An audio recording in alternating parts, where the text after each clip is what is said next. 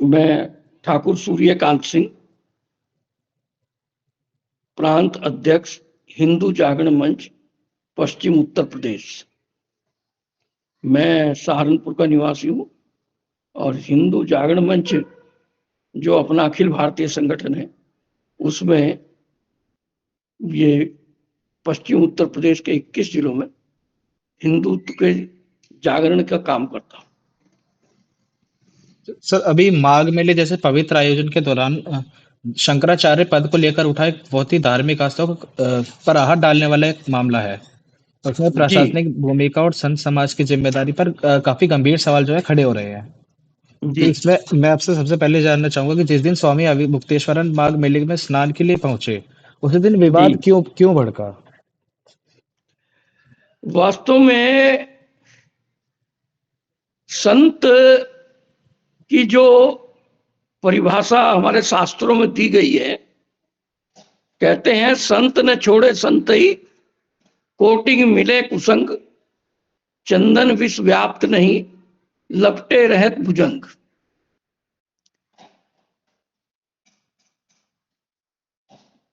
जो पवित्र मेला माघ मेला प्रयागराज में लग रहा था, वो एक पुण्य का कार्य है और समाज को उसमें भागीदारी रहती है। ये सर्वविदित है कि उसमें लगभग बहुत बड़ा जनसमूह गंगा दर्शन व गंगा स्नान के लिए आया, जिसमें व्यवस्था बनाने का कार्य प्रशासन का रहता है। पिछले दिनों जब प्रयागराज में कुंभ का आयोजन किया गया, तो वीआईपी संस्कृति के कारण भगदड़ मच गई थी और उस भगदड़ के कारण से बहुत सारी जनहानि हुई थी। उसी को ध्यान में रखते हुए प्रशासन ने प्रयागराज में कुछ व्यवस्थाएं की थी और जिसमें यह भी व्यवस्था थी कि कोई भी वीआईपी माघ पूर्णिमा के दिन उसमें नहीं जाएगा मेले में। लेकिन तथाकथित शंकराचार्य अविमुक्तेश्वरानंद जी अपनी पालकी लेकर के गए, जिसके कारण अव्यवस्था फैल सकती थी और उनको रोकने का प्रयास किया गया और रोकने में उन्होंने संत ही न दिखाते हुए, संत स्वभाव न दिखाते हुए हठ धर्मिता का स्वभाव दिखाया। और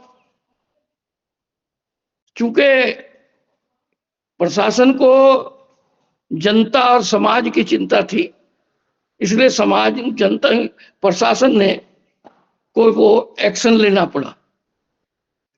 ये भी ठीक है कि एक वो संत है और संत का आदर प्रशासन को करना चाहिए था, लेकिन कमियां दोनों ही तरफ से रही। तो आपको सर क्या लगता है कि क्या ये केवल एक संयोग था या फिर जानबूझकर इसी समय को चुना गया जो माघ मेले का जो समय है? बिल्कुल एक षड्यंत्र था। यह प्रयास था कि उत्तर प्रदेश सरकार को किसी बहाने से बदनाम कराया जाए। चूंकि अविमुक्तेश्वरानंद जी हों, चाहे उनके गुरु स्वामी स्वरूपानंद सरस्वती जी हो, इनका सर्वविदित है कि संपर्क कांग्रेस से रहा है और ये कांग्रेस समर्थक रहे हैं। इन्होंने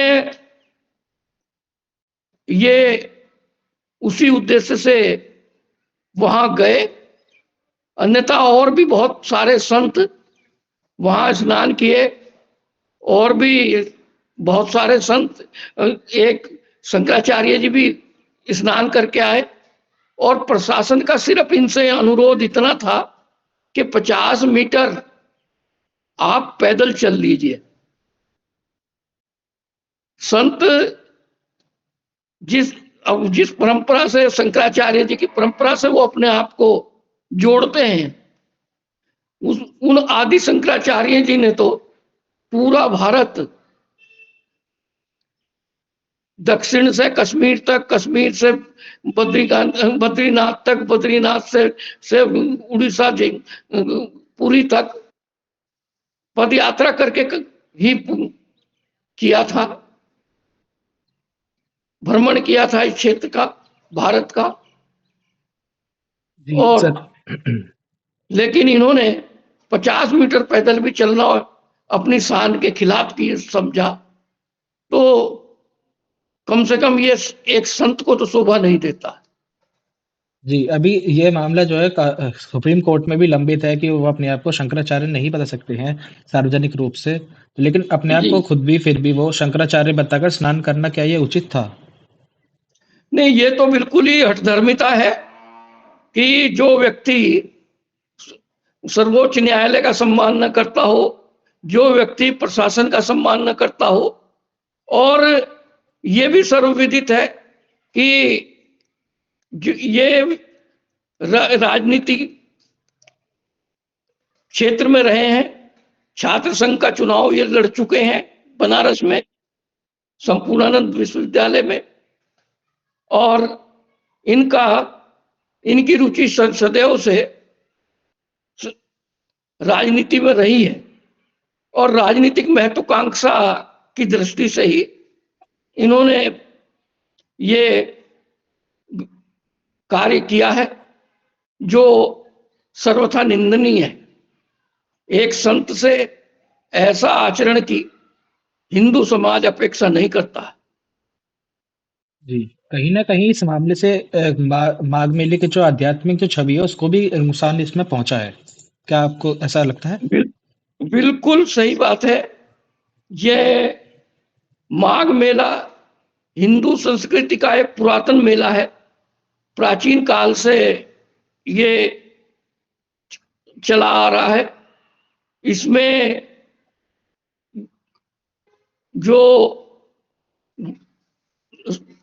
जो जो लोग भाग लेते हैं, वो पूरा 1 महीना तपस्या करके मौनी अमावस्या के दिन स्नान करते हैं और अपनी साधना पूरी करते हैं। ऐसे पुनीत कार्य में व्यवधान डालना, उनकी तपस्या और साधना को भंग करना, ये किसी भी दृष्टि से उचित नहीं ठहराया जा सकता।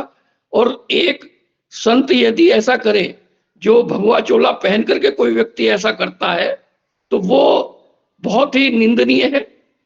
ऐसे व्यक्ति को संत कहते हुए भी शर्म और लज्जा आती है।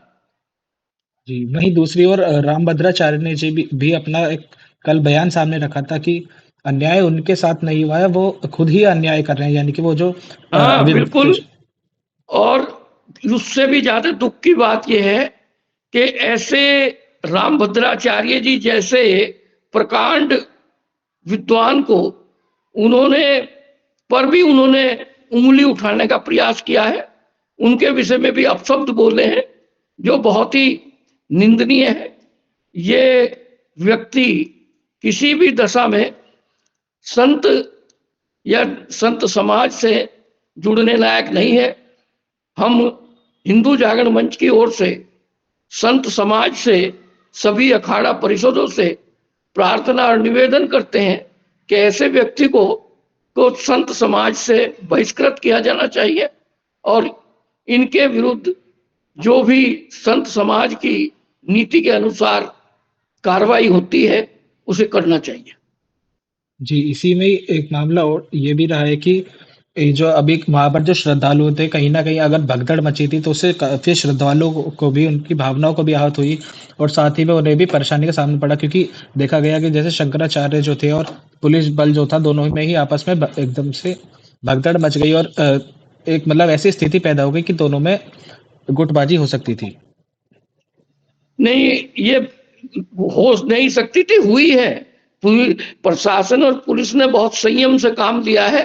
जिस प्रकार से उन्होंने एक एक उनके शिष्य को उठा करके अलग किया है, यदि वहां कोई लाठीचार्ज या इस प्रकार बल प्रयोग का विषय बनता तो भगदड़ मिट सकती थी और उसके कारण से भारी जनहानि होने की संभावना थी, जो पूर्ववत में कुंभ कुंभ मेले के समय भगदड़ के में भी हम देख चुके हैं।